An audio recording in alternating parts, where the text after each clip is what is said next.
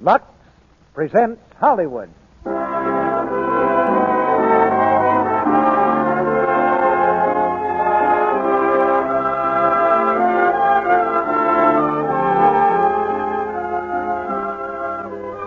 The Lux Radio Theater brings you Barbara Stanwyck, Ray Milland, and Charles Coburn in The Lady Eve. Ladies and gentlemen, your producer, Mr. Cecil B. DeMille.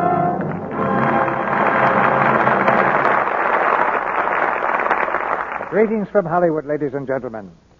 Tonight, the Lux Radio Theater will be curtailed to 45 minutes so that we may all hear the President of the United States, Vice President Wallace, and Secretary of Agriculture Wickett.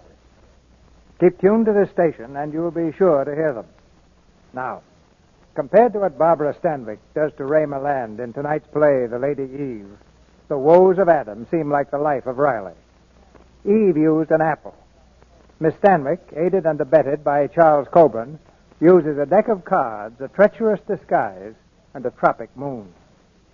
After what Barbara did with this blitzkrieg combination in the Paramount picture, Ray Milland should be forewarned of what's ahead of him tonight. But the Lady Eve gets her just desserts. She may be a card sharp, but she's helpless when love deals aces from the bottom of the deck. This time every year, I take on a little extra job. One that seems to go very well with producing pictures and radio plays, and also with Lux toilet soap. Schools and colleges all over the country send photographs of the girls in their graduating classes and ask me to pick the most beautiful. A very simple request, but not easy to answer. At first glance, it usually looks like a tie.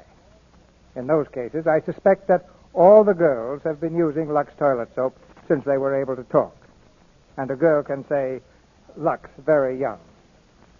Now the curtain and the first act of The Lady Eve, starring Barbara Stanwyck as Jean Harrington, Ray Milland as Charles Pike, and Charles Coburn as Colonel Harrington.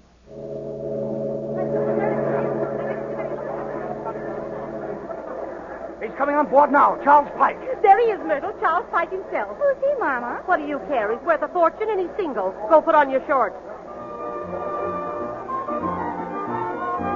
The catch of the season is just coming aboard the steamship Southern Queen, anchored at the mouth of the Amazon. Returning from a scientific expedition in the Brazilian jungle, young and single Charles Pike climbs the ship's ladder, and every mother with an eligible daughter gives him a sickening smile. At the rail of the boat are Colonel Harrington and his daughter, Jean. The Colonel and Jean, however, are not interested in marrying the Pike fortune. They have a better way to get it.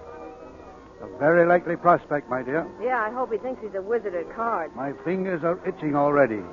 Maybe I ought to go to the cabin and fix up a nice cold deck. I wish he had a fat wife so I wouldn't have to dance in the moonlight with him.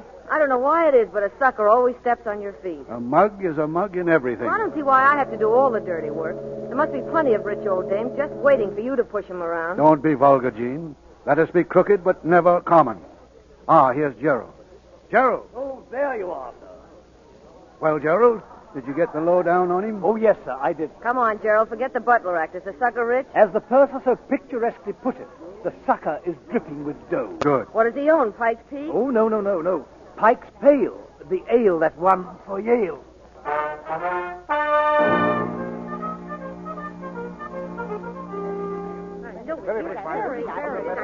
Bartender, another bottle of Pike's, please.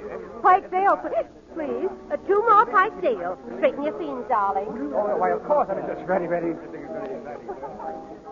Look at them ordering ale. Every dame at the bar is going to pass out with galloping hiccoughs. They don't seem to be making much of an impression on Mr. Pike.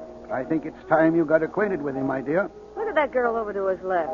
Look over to your left, sucker. See those nice store teeth all beaming at you? Nope, he doesn't like them. Now he's getting up to go. He's coming this way, Jean. Move your chair back, Harry. I'm going to trip him on his face. You think that's a good way to meet him? Well, nobody else is getting any place. Look out, here he is. Oh!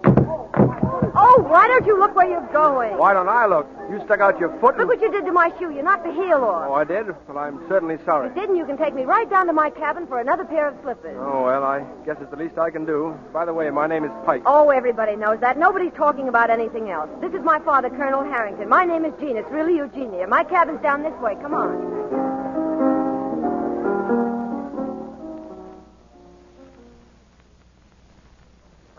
you can come in. Say, this is quite a cabin you've got here. Yes. Pretty cozy, isn't it? Yeah. Say, Something burning? holy Moses. What's the matter? That perfume. What's the matter with it? Oh, nothing. It's just that I've been up the Amazon for a year and they don't use perfume. Smells good. Oh. The shoes are over here in the trunk, and because you were so polite, you can pick them out and put them on if you like. Put them on? You? Well, not on you. Go ahead. Holy Moses, look at all those shoes. See anything you like? Yeah. Gosh, it doesn't seem possible for anybody to wear anything this size. Oh, that's pretty. You'll have to kneel down, Mr. Pike, Hmm? to put them on me. Oh, sure. That's right. You know, you should have been a shoe salesman. Don't you feel well? Oh, I'm all right. Tell me, what were you doing up the Amazon? Looking for snakes. I'm an ophiologist. I thought you were in the beer business. Beer? Ale. What's the difference? Between beer and ale? Yes. Listen, my father would burst a blood vessel if he heard you say that. There's a big difference. Ale sort of fermented on the top or something, and beer's fermented on the bottom, or maybe it's the other way around. Anyway, there's no similarity at all. Oh. You know, it's funny to be kneeling here at your feet talking about beer. You've probably heard a lot about it. Yes, all my life. Ever since I was 6 years old, the kids called me Hopsy. Hopsy Pike. Hello, Hopsy. Oh, make it Charlie, will you, please? All right. But there's something kind of cute about Hopsy. All finished? Yes. You know, maybe you were right about the shoe business. I never realized before how lovely it could be. Oh, thank you. Well, Well, we'd better get back now. yes, I guess so. You see, where I've been, I mean, up the Amazon, I mean, when you haven't seen a girl in a long time, there's something about that perfume. Don't you like my perfume? Like it? I'm cockeyed on it. Why, Hopsy, you ought to be kept in a cage. Come along, Hopsy. There you are, my dear. Well, it certainly took you long enough to get back in the same dress. Mr. Pike wanted to hold hands. He's been up a river for a year. Oh, now, look, I'm sorry if No, pay no attention to my daughter's ribaldry. It always comes out in the women of our family. The men are all missionaries, with the exception of myself. And what an exception. Won't you sit down, Mr. Pike? I've just been amusing myself with a little solitaire. Oh, cards. Oh, well, by the way, have you seen this one? Now you see the card, and now you don't. Oh, he does card tricks. Well, bless my soul. Do that again, will you? Certainly. Now you see it, now you don't. Amazing. Wonderful. See, you palm it in this hand. Of course, it takes a good deal of practice. Oh, I can well imagine it might. It's a good thing I know who you are, or I would